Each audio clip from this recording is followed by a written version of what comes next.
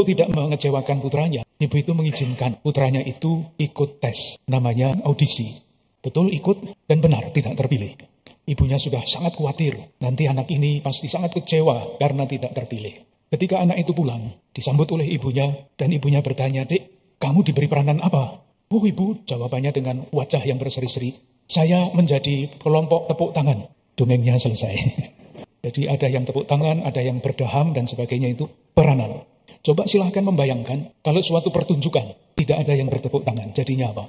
Tepuk tangan yang seringkali tidak diperhitungkan menjadi sangat penting di dalam suatu keseluruhan. Mungkin peranan kita di dalam masyarakat ya bertepuk tangan itu. Atau mungkin peranan-peranan yang lain, apapun, sebesar, sekecil apapun peranan kita di dalam kegiatan, menjadi sesuatu yang sangat berharga di dalam keseluruhan. Apalagi kalau kita yakin bahwa itu adalah bagian dari karya agung Tuhan. Itu semua berkat karunia Allah yang agung, Maha Kuasa. Dalam nama Bapa dan Putra dan Roh Kudus. Amin. Damai bersamamu Dan bersamaku. Ibu Bapak, Bapak Uskup, para Romo, rekan-rekan muda, semua yang hadir baik di Gereja Kim Daegon maupun umat yang menyaksikan dalam live streaming, selamat siang, Shalom. Pada hari ini, siang hari ini kita bersama-sama merayakan Ekaristi. Kita semua ingin bersyukur atas penyertaan Tuhan pada tahun ini. Tentunya adalah penyertaan yang membawa diri kita masing-masing akan karya dan pelayanan kita. Dan kita semua yang hadir di sini, semua yang bergerak di bidang kemasyarakatan, HAK paroki maupun dekanat, dan juga perwakilan-perwakilan dari RT RW di Kuskupan Agung Jakarta.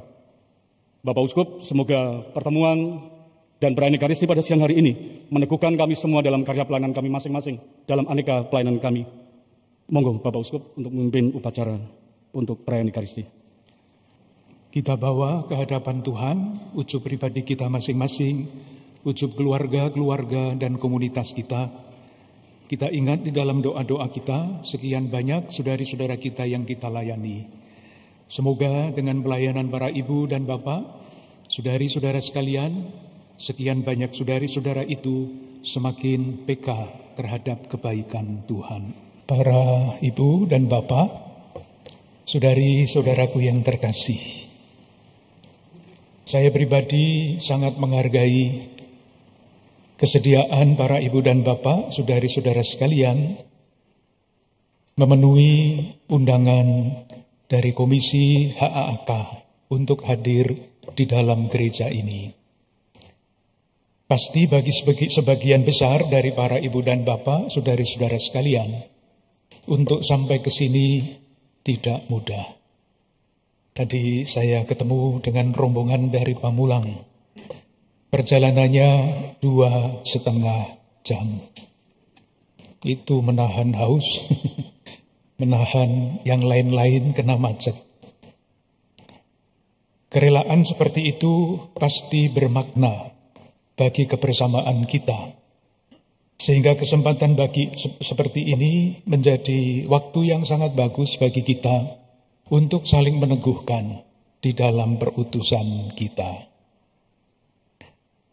Kita ingin bersyukur bersama-sama atas pendampingan dan kekuatan dari Tuhan dalam rangka melaksanakan tugas perutusan sebagai pegiat kemasyarakatan. Kita juga ingin mempersembahkan kepada Tuhan buah-buah perutusan kita yang sederhana, yang kecil maupun yang besar. Sangat istimewa bahwa rasa syukur dan persembahan itu kita laksanakan di dalam perayaan Ekaristi. Tidak sekedar selamatan biasa. Tentu maknanya sangat dalam. Karena apa?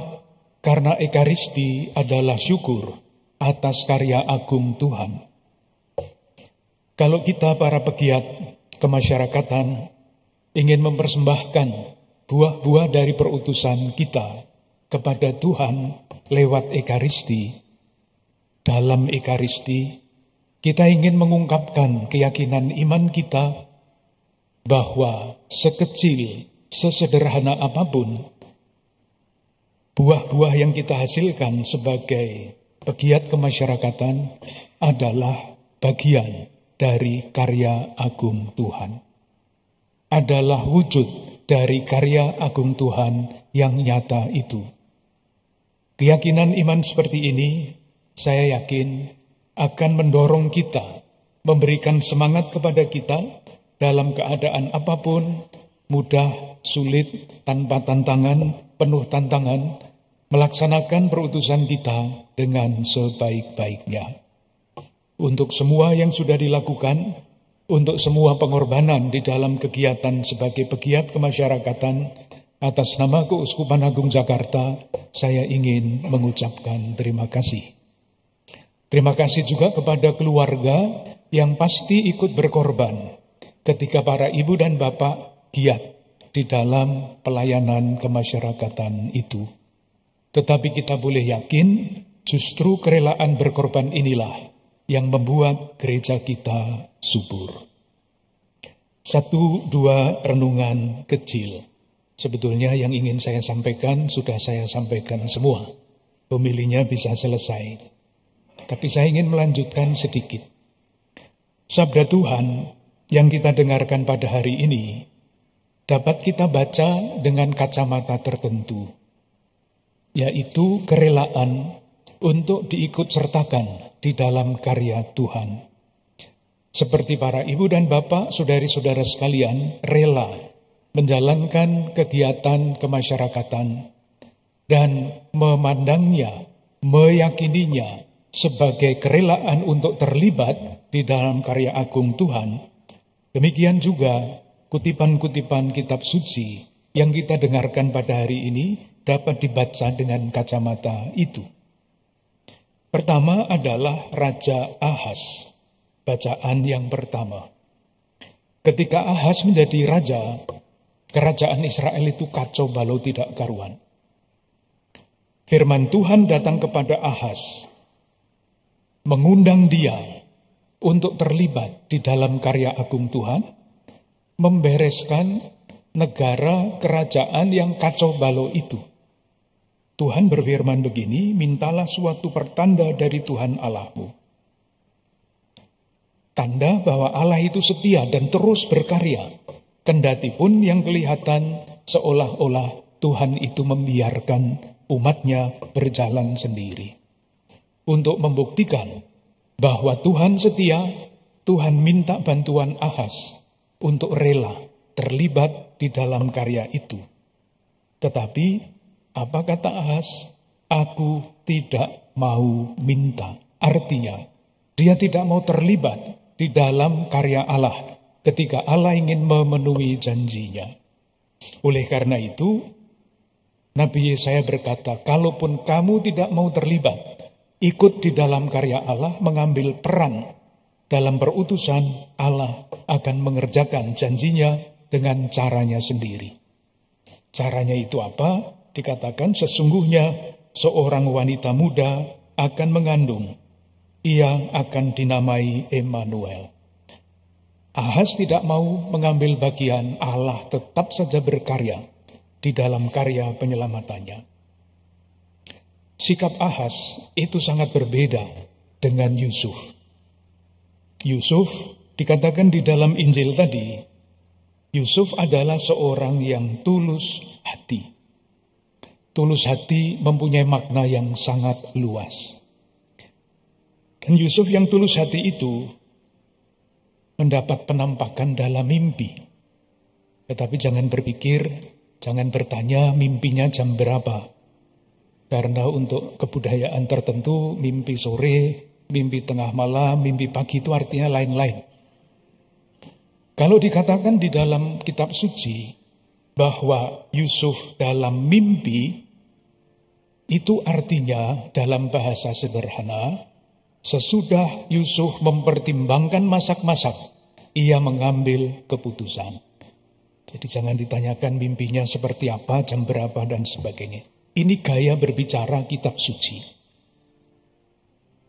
Yusuf yang tulus hati itu, sesudah memikirkan tawaran yang diberikan Tuhan kepada dia, ia menerima tawaran Tuhan itu. Dikatakan begini,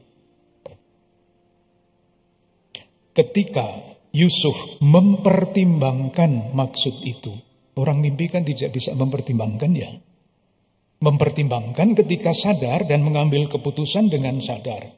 Maka ketika ia mendapat tawaran dari Tuhan untuk menjadi istri Maria dan Bapak Yesus, ia siap menerima peranan itu.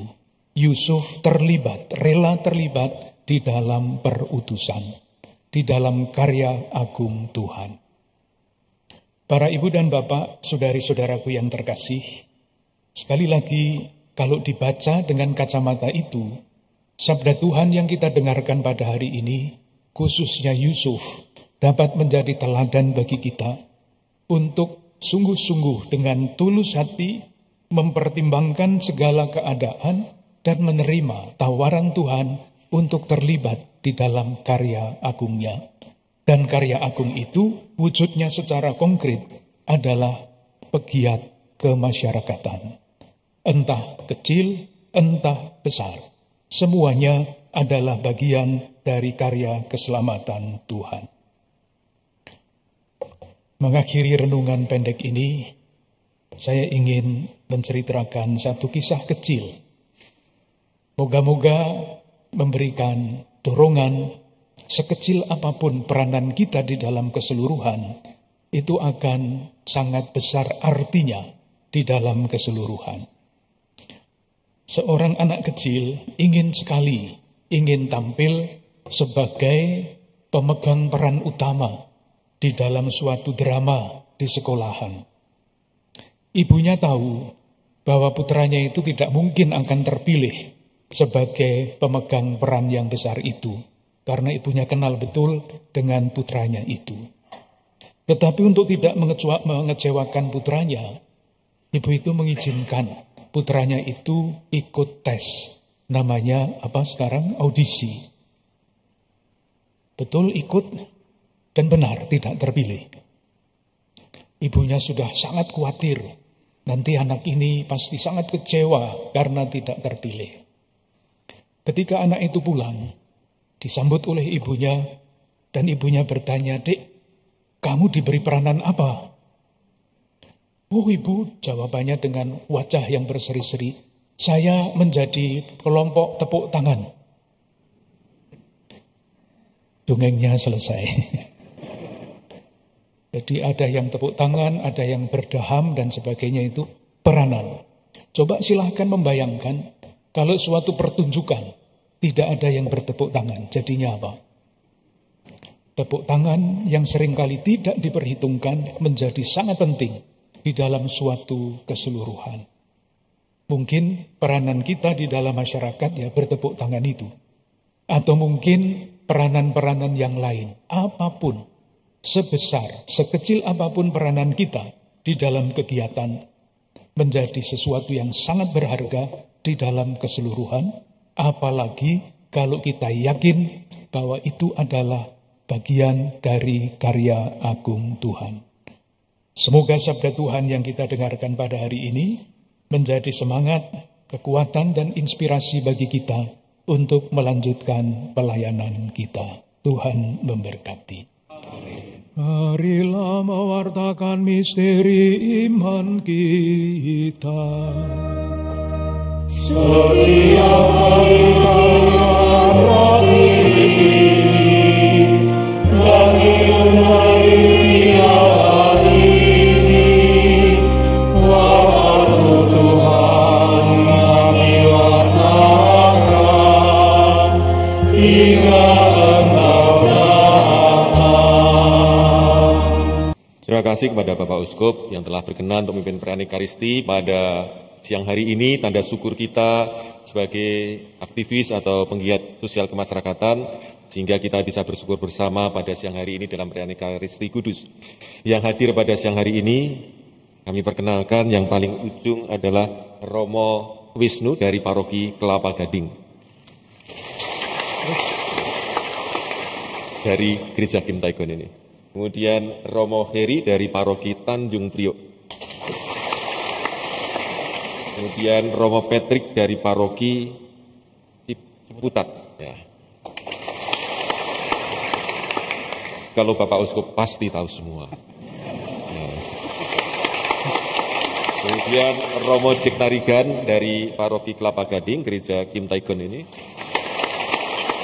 Juga Romo Tino dari Paroki Kelapa Gading.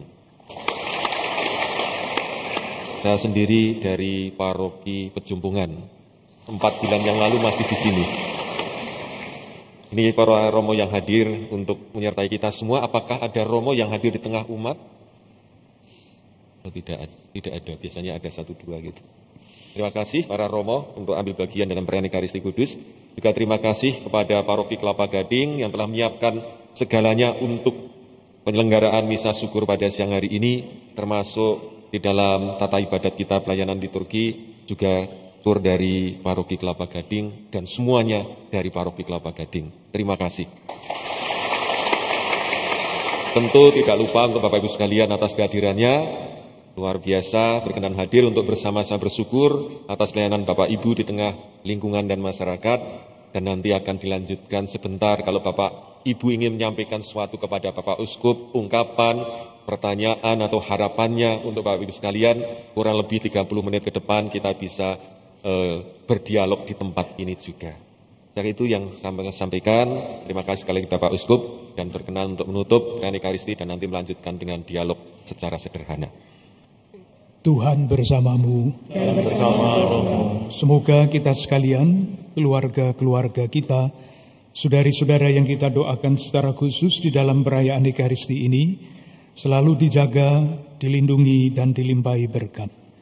Dan semoga persaudaraan kita, pekerjaan dan pelayanan kita diteguhkan oleh Allah yang Maha Kuasa, Bapa dan Putra dan Roh Kudus. Amin. Dengan demikian ibadah kita sudah selesai, kita diutus untuk mewartakan kebaikan Tuhan. Syukur kepada Allah.